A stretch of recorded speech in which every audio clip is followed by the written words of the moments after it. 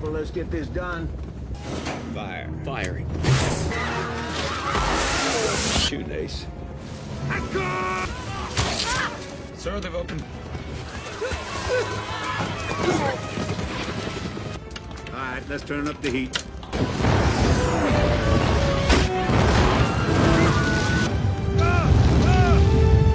And that's how you scatter the roaches.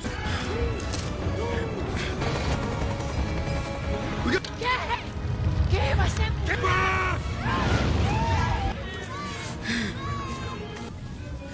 Help us.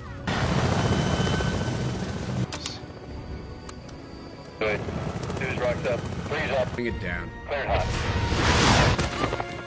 Progress! Move! What the hell are you doing? I didn't.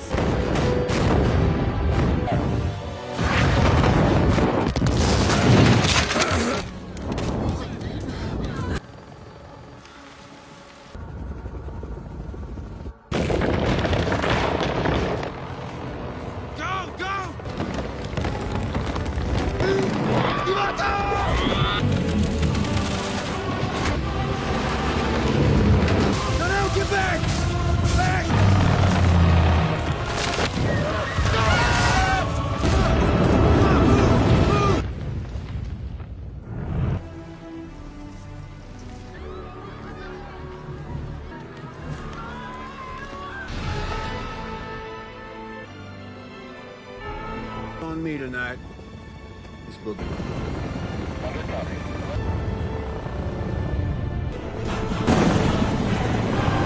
We're entering the flux vortex.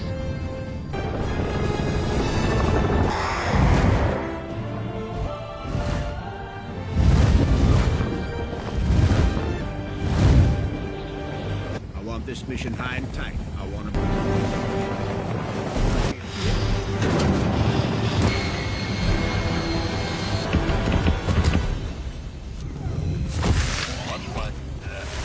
Charlie 2-1, watch your... Watch those thermal scans. Stay close on my shuttle. I'll lose some paint in here. They're out there. 6, get your payload ready. Copy. Hold up. We got movement out there. 500 Firing line!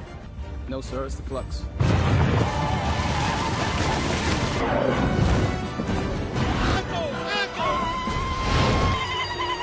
Brother, I'm gonna punch a hole.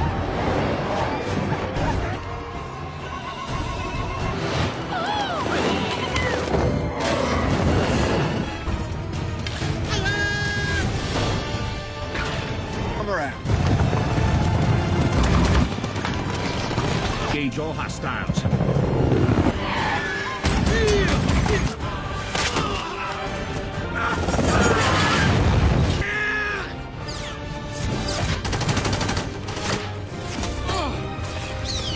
And destroy. Falling back! We're getting hammered! That's him.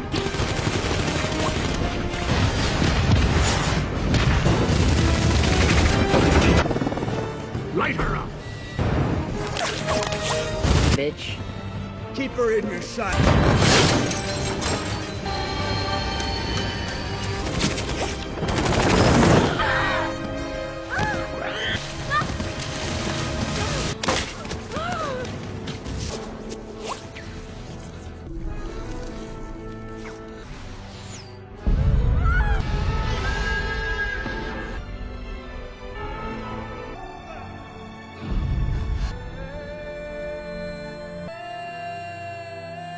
Going in. Sorry.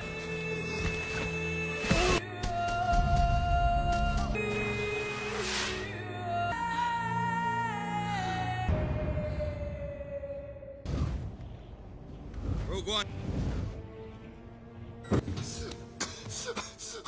Copy, Dragon. We are starting our bomb run. Our number 1!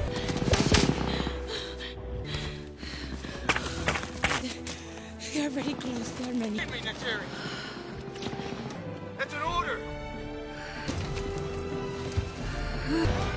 Hold position. Be ready. Launch flag.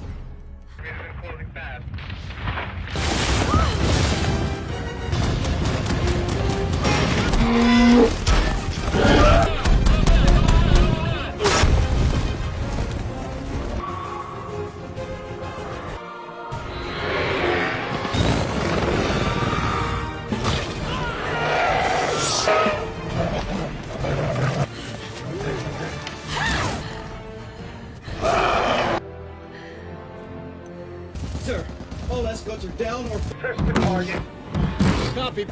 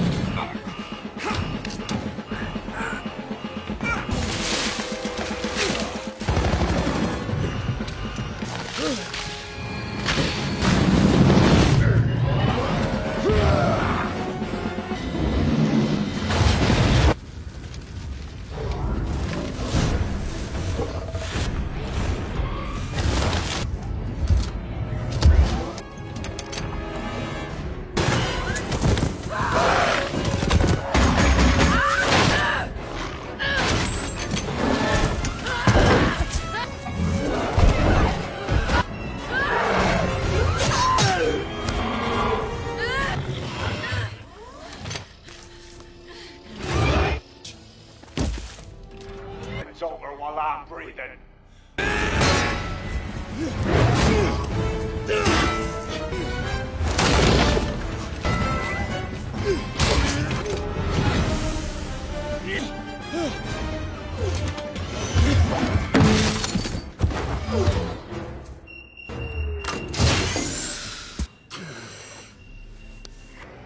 How's it feel to betray your... You think you're one of them?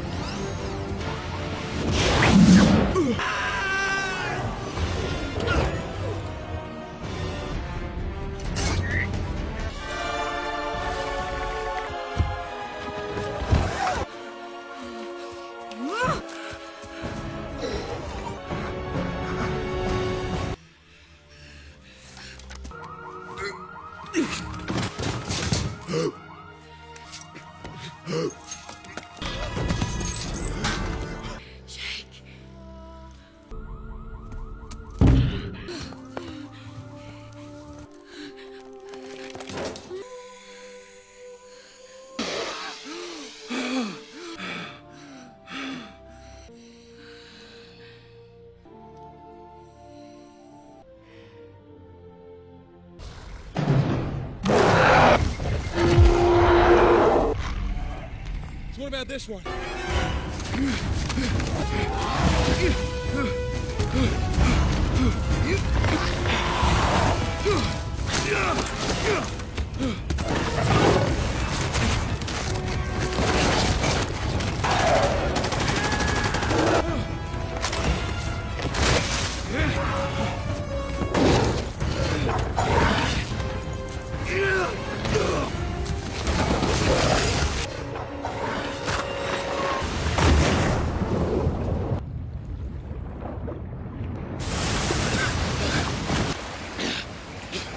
Welcome to DP Action Channel. Please subscribe and press the bell icon. The story in the distant future, when his brother is killed in a robbery, paraplegic Marine Jake Sully Sam Worthington decides to take his place in a mission on the distant world of Pandora. There he learns of greedy corporate figurehead Parker Selfridge's Giovanni Ripisi intentions of driving off the native humanoid Na'vi in order to mine for the precious material scattered throughout their rich woodland.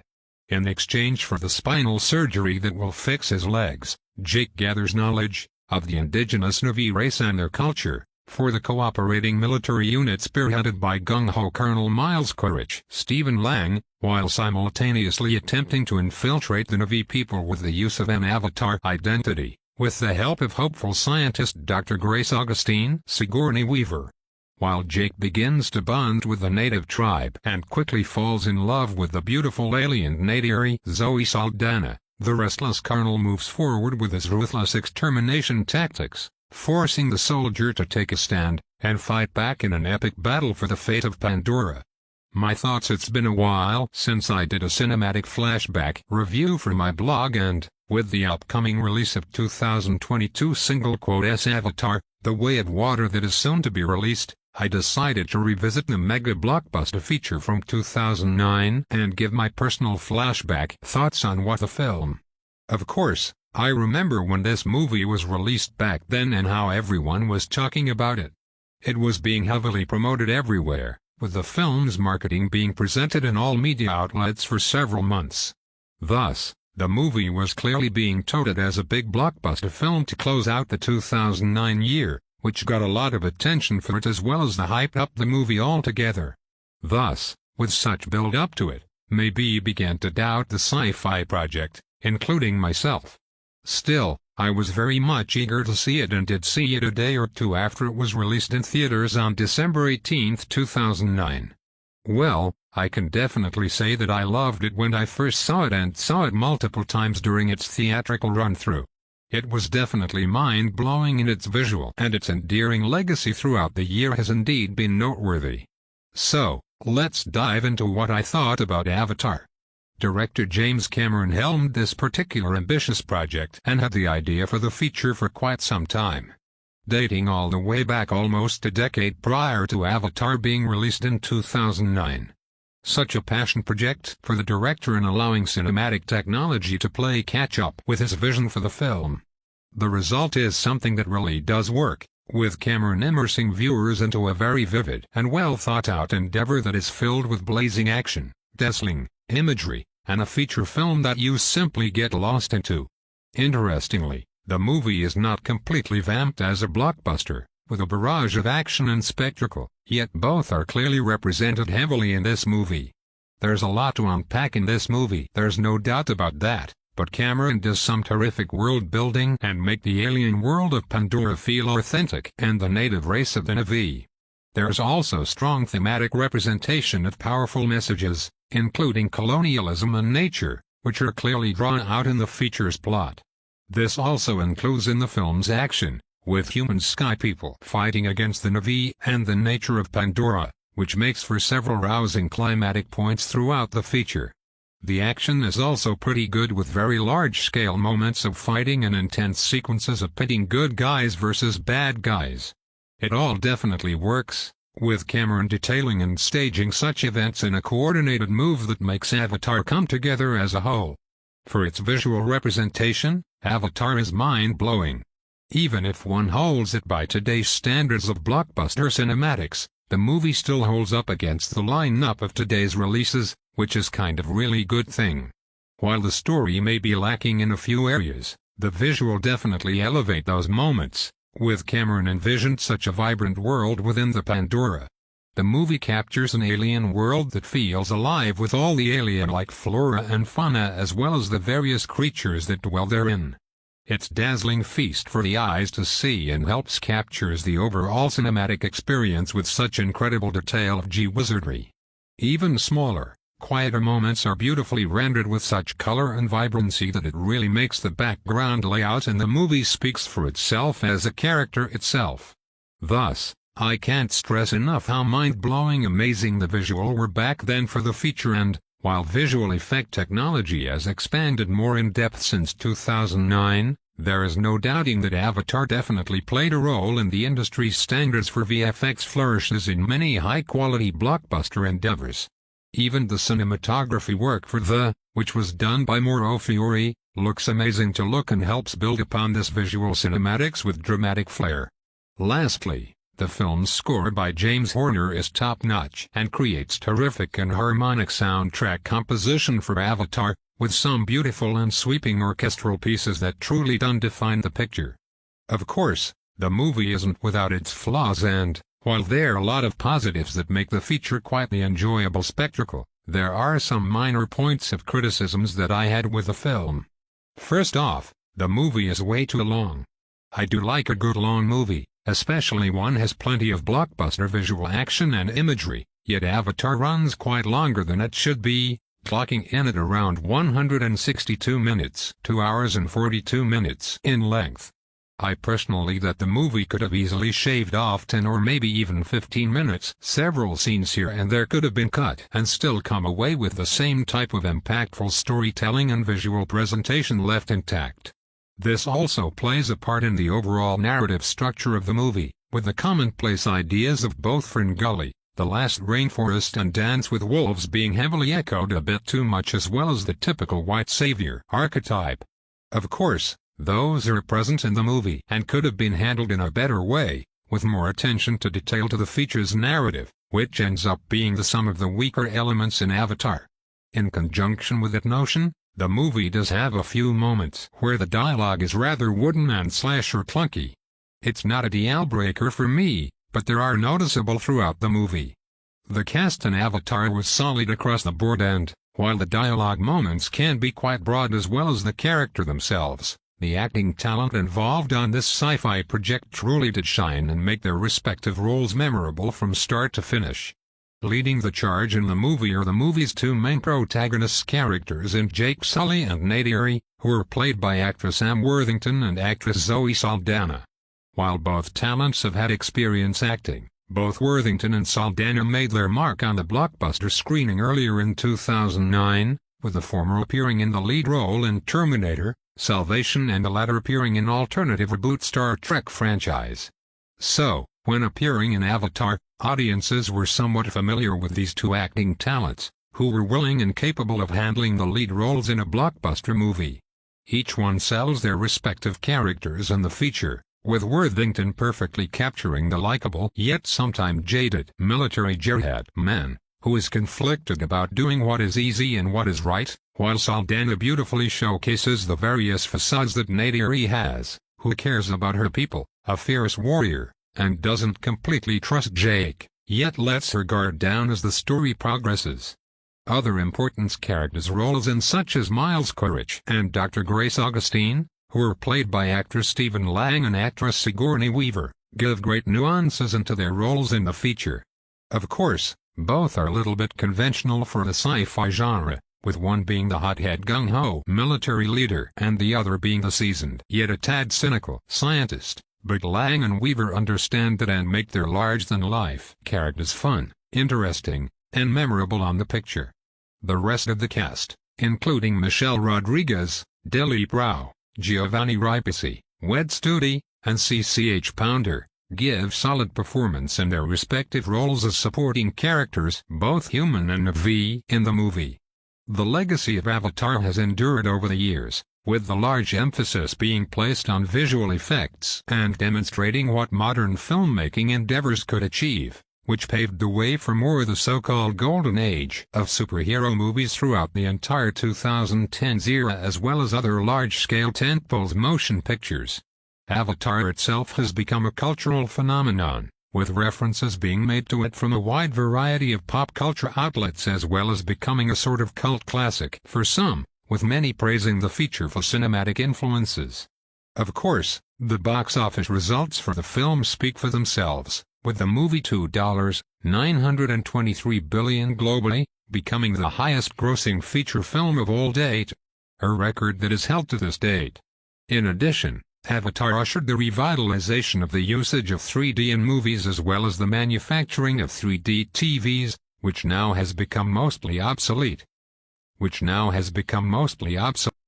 Since the success of Avatar, a sequel, or rather sequels, has always been a planned notion from Cameron, but, much like the time he took to get the 2009 movie up and running, those future installments were delayed for more than a decade, with many even wondering if the possible next Avatar features will ever be made, especially since the cast and crew have gone to work on other endeavors. Luckily, the idea of the sequels has endured these past years, with the potential next entries being mapped out by Cameron and his team, with 2022 finally seeing the release of Avatar: The Way of Water, the follow-up adventure to 2009's single-quote-s Avatar. In the end, Avatar stands tall and proud for its achievements in cinematic storytelling. The plot may be a little bit recycled, but the rest of the feature makes up for it in spades. From its incredible visual effects, highly detailed world-building world of vivid depictions of Pandora and of the Na'vi culture, the popcorn entertainment action, and the solid acting across the board, James Cameron's sci-fi epic is a testament to the power of movie making. To this day, the movie holds as its own and reclaims a fine example of a blockbuster viewing experience.